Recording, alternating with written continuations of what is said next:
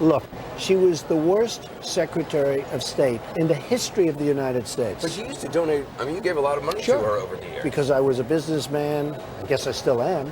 But I was a businessman. I was with everybody. Everybody loved me. When I called them, they always treated me well. And that's part of the game. And that's part of what's wrong with this country. Because as a businessman, I could have gotten anything from anybody.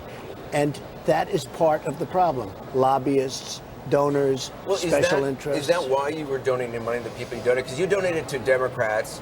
I think in 2006, you gave $20,000 to the Democratic Congressional Campaign Fund. You gave Democrats and Republicans. I get along with everybody. To Republicans. Oh, whatever. I've given millions. I've given millions to everybody. So do you give, though, based on principles, or do you give based on who's going to do things for you politically? They all love me. Let's put it that way. They all love me. I'm I did very nicely in life. And frankly, you give, and it's part of the problem. And I talk about it all the time. Part of the problem. So even though you're doing it, you're saying it's a problem? Well, I'm saying this. They won't necessarily do what's right for the country. They'll do what's right for their special interest, their donor, their lobbyist, etc. Not good for the country. But you know, when you're going to get on the stage during those debates and your Republican challengers are going to say, look, you're all over the place politically. You say you're a conservative Republican. You're giving money to Hillary Clinton, Harry Reid, Nancy Pelosi. I get along with everybody. And that's part of the problem we have in the country. So you also. were giving money based on political beliefs. You were giving money based on currying favor, like many people do. People love me. And you know what? I've been very successful. Everybody loves me. Stone Cold Steve Austin. What's going on over here? Donald Trump is in a world he is not familiar with. This is not real estate. Of Libya?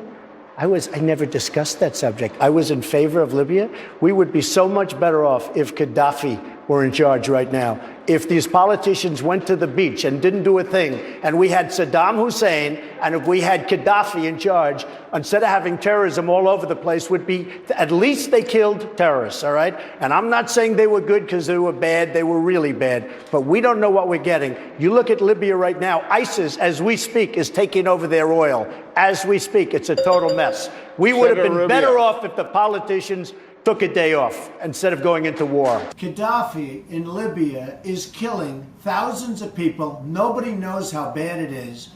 And we're sitting around, we have soldiers all over the Middle East, and we're not bringing them in to stop this horrible carnage. And that's what it is. It's a carnage. You talk about all of the things that have happened in history. This could be one of the worst. Now, we should go in, we should stop this guy, which would be very easy and very quick. We could do it surgically, stop him from doing it, and save these lives. This is absolute nuts. We don't want to get involved, and you're going to end up with something like you've never seen before. Now, ultimately, the people will appreciate it. They're going to end up taking over the country eventually, but the people will appreciate it, and they should pay us back. But we have to go in to save these lives. These people are being slaughtered like animals. And you do in one way. But the people behind me, they're all on television. They're going to be famous. They're going to be famous. They're going to be famous.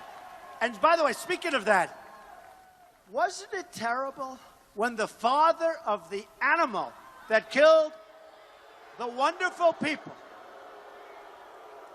in Orlando was sitting with a big smile on his face right behind Hillary Clinton? And by the way, including a lot of the people here, how many of you people know me? A lot of you people know me, right? Look, these people.